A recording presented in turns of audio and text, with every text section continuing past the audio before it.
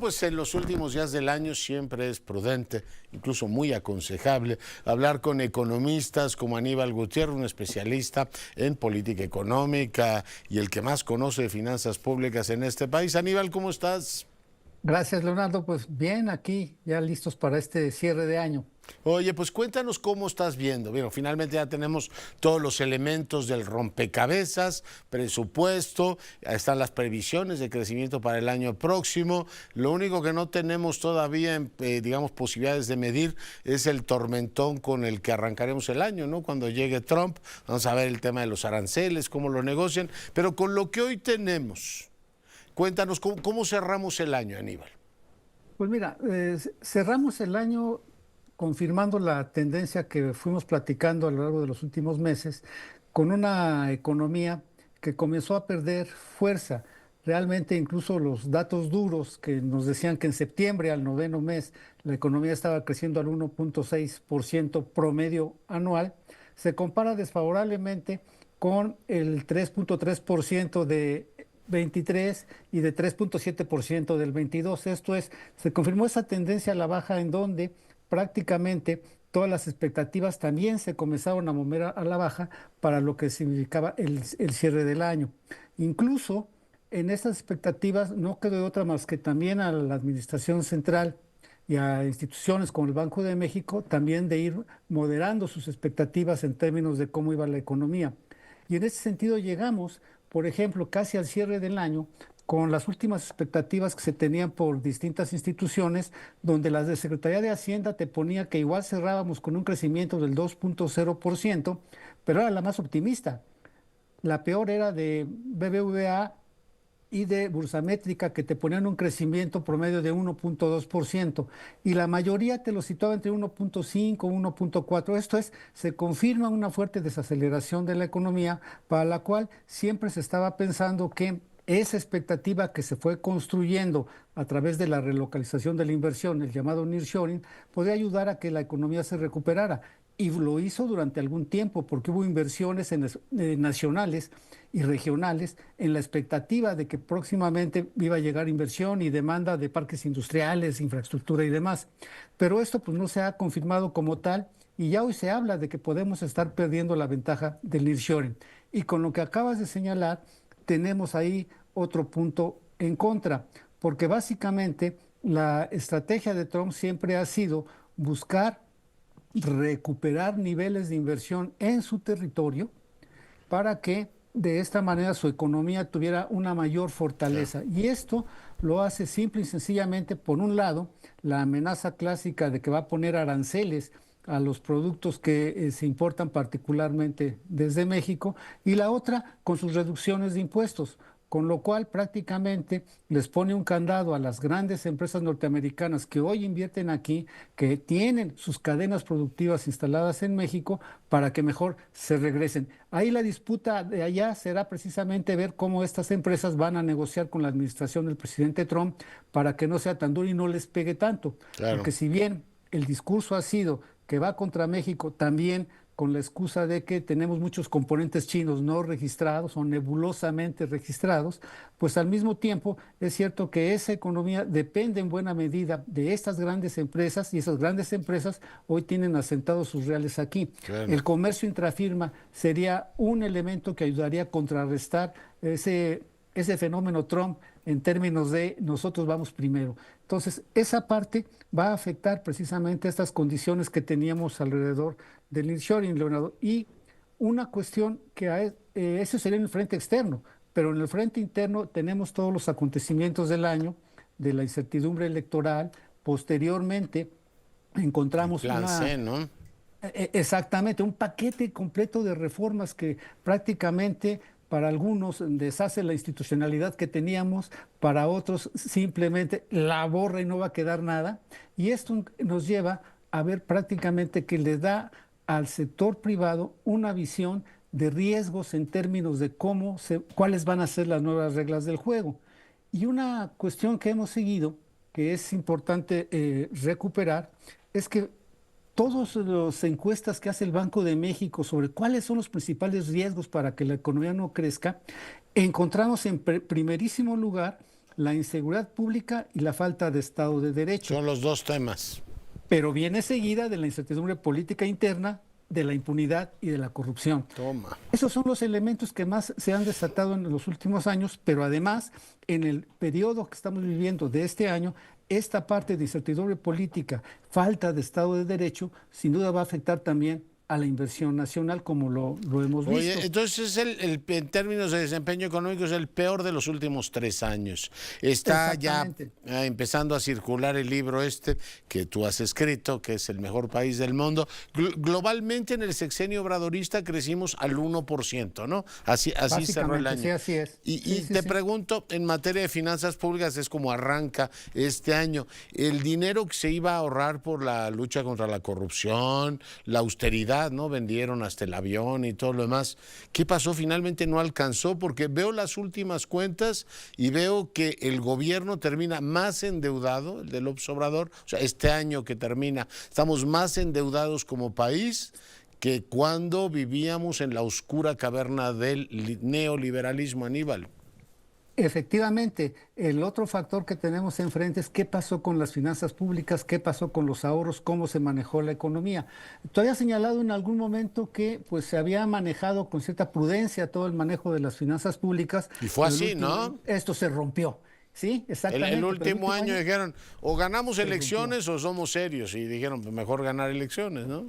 Efectivamente, y entonces tenemos una situación en donde ante que no hubo reforma fiscal, que algunos ingresos extraordinarios o guardaditos que teníamos como los fondos de estabilización desaparecen, entonces encontramos que las finanzas públicas se comienzan a presionar y así entonces encontramos nosotros que vamos a tener finalmente que asumir una deuda que si bien cada año, por ejemplo, en 2018, para cerrar tu brecha entre ingresos y gastos, necesitaste cerca de 700,000 millones de pesos.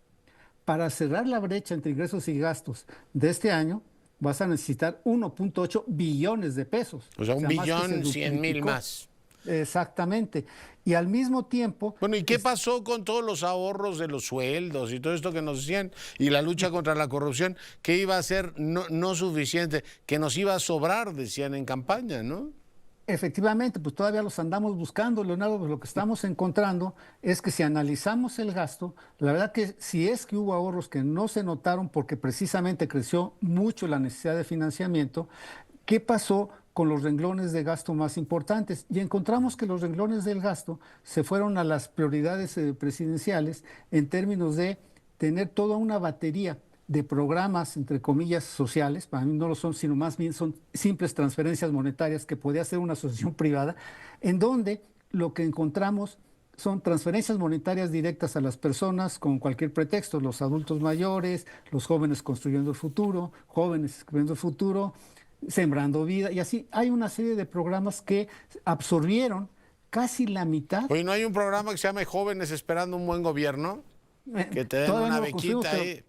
Eso todavía no existe. Ponerlo, ¿no? 40,000 pesos al mes mientras te dan educación de calidad. No, lo digo irónicamente, pero es mucho dinero. Digo, la presidenta va a empezar este año con un presupuesto de 9.300.000 millones de pesos, pero del 18 al 24, ¿con cuánto empezó? ¿Tienes el dato ahí a la mano de cuál fue el primer presupuesto de López Obrador?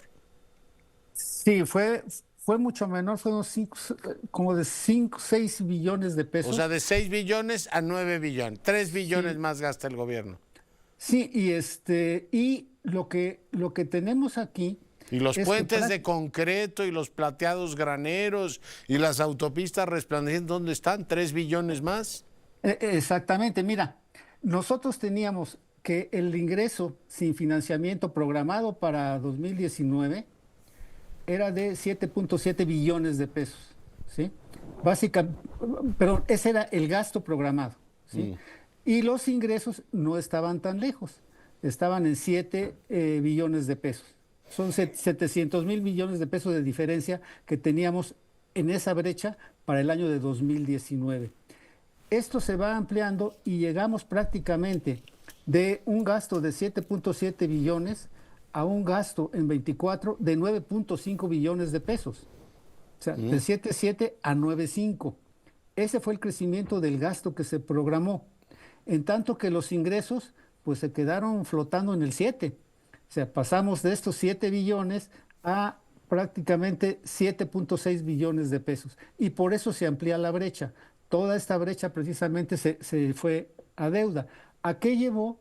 Pues a que te creciera sustantivamente lo que son el costo financiero de la deuda pública. Aumentó la deuda y aumentaron los pagos que se tenían que hacer por esta. Y entonces encontramos que ya regularmente hubo una partida de costos financieros de la deuda que no se ha querido tocar, incluso ahora en la reasignación que se hizo pues, esta madrugada del presupuesto, no se tocó y se tenía ahí un costo financiero de deuda de 1.4 millones de pesos. Aquí es donde también podían haber dado un pellizco para también Pero ¿cómo le atender haces si ese dinero las lo debes, necesidades, Aníbal? ¿no? Pero a lo largo del año tú tenías este escenario de reducciones de tasas de interés que van a venir, ¿sí? Y por otro lado, pues en el ciclo del ejercicio fiscal, siempre la Secretaría de Hacienda va regulando precisamente todos estos flujos y va teniendo guardaditos, excedentes y demás. Entonces, si era factible, o sea, tumbarle 10.000 millones de pesos a un recurso que es de 1.4 billones, pues más o menos, ahora sí que no se notaba el pellizco, ¿no? Sin embargo, en la lógica que se tenía, es que hay otro actor importante, aquel al que siempre denostaban y que la administración decían, es que esos no sirven, no funcionan o están muy mal. Y resulta que cuando empiezan las calificadoras a ver que hay riesgo de crecimiento, que hay riesgo de las finanzas públicas y el otro riesgo, la inflación, pues comenzaron a bajar la calificación, comenzaron más que nada a poner una Ya. expectativa de que la cosa, si bien no iba bien, era estable, Oye, pero de entonces, estable a negativa. déjame pensar un poquito más hacia futuro. O sea, tenemos las bases de un Estado que gasta, de un gobierno, perdón, que gasta más de lo que recauda y gasta mucho en transferencias. Pero el año próximo la Secretaría de Bienestar se va a llevar cerca de 600.000 millones de pesos, que tiene mucha deuda y que tiene unas empresas muy grandotas a las que quiere mucho y que cuestan mucho dinero. Sobre esa base, imaginar que rompamos este maleficio del crecimiento mediocre, es decir, estar creciendo al 2%, se ve muy difícil en el 25, que es un arranque de sexenio, entonces el ciclo de arranque del sexenio no se ve prometedor en términos de romper este ciclo, igual creceremos al 1,5%, pero no esta posibilidad de ir cerrando la brecha con nuestros principales socios comerciales, que además de ser más ricos, crecen más que nosotros, Aníbal. Sí, pues Estados Unidos está recuperando tasas de crecimiento que ya apuntan a que va a regresar al 3%, por lo menos quedarse en 2.5%, pero es una economía enorme, también con una inflación que ya va a la baja de 2%, por ejemplo. Pero entonces aquí, 2,7 andaba, ¿no? exactamente, entonces aquí lo que estamos viendo es que los instrumentos de los cuales debería disponer el gobierno para poder fomentar y ayudar al crecimiento no están tan presentes porque pues el gasto se está orientando a otras prioridades. Decíamos, y en tu libro del mejor país del mundo se señala, que prácticamente la mayor parte de los recursos que podrían haber apoyado como inversión pública el crecimiento, en primer lugar, se redujeron aún más que en lo que ellos llaman el periodo neoliberal, ¿no? Ya estaban en 2.2% del PIB, subieron a 2.5 y por ahí más o menos se están quedando. Pero ¿en qué se invirtió? ¿Qué calidad de inversión se dio? Pues en las obras que ya vimos, fue desde el aeropuerto, la refinería, el Tren Maya, y esos pues no han tenido el impacto que se esperaba el aeropuerto para poder detonar Pues ¿cómo van a zonas tener de impacto, crecimiento. Aníbal, si no los han terminado? Bueno, también está eso, bueno, pero se lo inauguraron como 4 veces, creo, ¿no? Una Cinco, cosa así, ¿no? cinco, no le quites mérito, en eso fueron muy buenos. Pero a ver, dicho sea sin ironías y sin ningún tipo de otros pensamientos. O sea, en términos económicos no ha habido ninguna reforma. Lo que hay es una transferencia en este caso en efectivo, a amplios grupos de la sociedad que están muy satisfechos, ese es el tema, pero la economía de este país no la han transformado básicamente para pensar que podíamos crecer o tener crecimientos, ya no te digo al estilo de la India, pienso en un país que es más o menos de nuestro tamaño como Indonesia, Aníbal. Efectivamente, y mira, un dato importante, pensando en lo que señalabas y hacia adelante, ¿qué vamos a tener el año que entra? Fíjate que el gasto de inversión que se está planteando para el año que entra se cae 14%. Ya. ¿Sí? O sea, Y el el que mismo... corresponde a inversión física también se cae 12.7%. Ya.